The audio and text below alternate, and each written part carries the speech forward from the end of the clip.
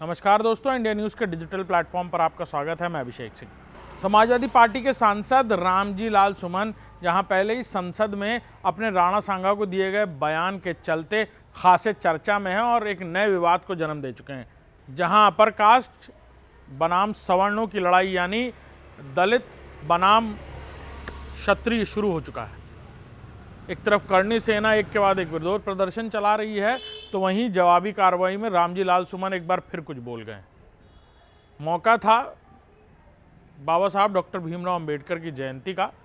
आगरा के समाजवादी पार्टी कार्यालय में वो पहुंचे और वहां पर उन्होंने फिर से कुछ ऐसा कह दिया है जिसने एक नए विवाद को जन्म दे दिया है। रामजी लाल सुमन समाजवादी पार्टी के सांसद चर्चा में आए थे संसद में राणा सांगा को गद्दार कहे जाने को लेकर, जिसके बाद वो करणी सेना के निशाने पर आ गए। तमाम तरीके के प्रदर्शन और पूरे देश में अलग अलग तरीके की टिप्पणियां शुरू हो गई। करणी सेना जहां एक तरफ प्रदर्शन कर रही है और कह रही है कि रामजी लाल सुमन को माफ़ी मांगनी चाहिए, वहीं रामजी लाल सुमन समाजवादी पार्टी कार्यालय पहुंचे बाबा साहब डॉक्टर भीमराव अंबेडकर की जयंती के वक्त, और उस कार्यक्रम में सम्मिलित होते हुए उन्होंने अपने संबोधन के दौरान कहा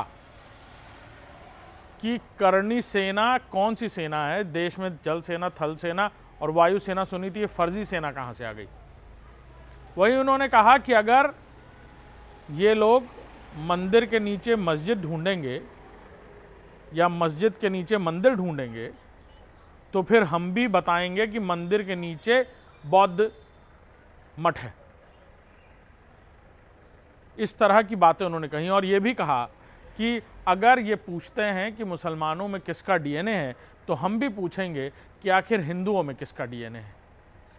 वहीं इन्होंने चैलेंजिंग बातें कहते हुए कहा कि ये लोग बार बार ताल ठोक रहे हैं, यानी करणी सेना जहां बार बार ताल ठोक रही है, वहीं हम भी चैलेंज देते हैं कि 19 तारीख को अखिलेश यादव समाजवादी पार्टी के राष्ट्रीय अध्यक्ष आ रहे हैं आगरा। मैदान खुला है, दो दो हाथ कर लें। यानी सीधा चैलेंज था करणी सेना को जो प्रदर्शन कर रही है इस बात की मांग को लेकर कि रामजी लाल सुमन ने जिस तरह राणा सांगा को गद्दार कहा, उसको लेकर उन्हें माफ़ी मांगनी चाहिए। वहीं इससे पहले हुए एक प्रदर्शन के दौरान उनके घर पर हमले की बात आई थी सामने करणी सेना की तरफ से, जिसमें तमाम गिरफ्तारियां हुई।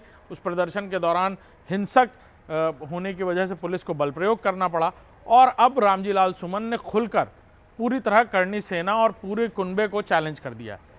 उनका कहना है कि क्षत्रिय समाज से जुड़ी हुई जो भी सेनाएं हैं वो आएँ और दो दो हाथ कर लें। अखिलेश यादव 19 तारीख को आगरा पहुंच रहे हैं, मैदान खुला है, दो दो हाथ करें। वहीं उन्होंने ये कहा जबकि जहां मस्जिदों के नीचे मंदिर ढूंढे जा रहे हैं, वहीं अगर ये ऐसा करेंगे तो फिर हम भी बताएंगे कि मंदिर के नीचे बौद्ध मठ है।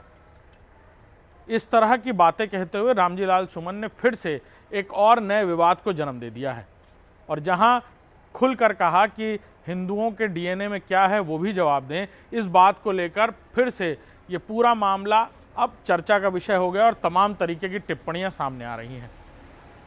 वहीं दूसरी तरफ करणी सेना और तमाम अलग अलग राजपूत संगठनों की तरफ से रामजी लाल सुमन के इस बयान को लेकर अलग अलग तरीके के विरोध प्रदर्शन और आगरा चलो की मांग हो रही है।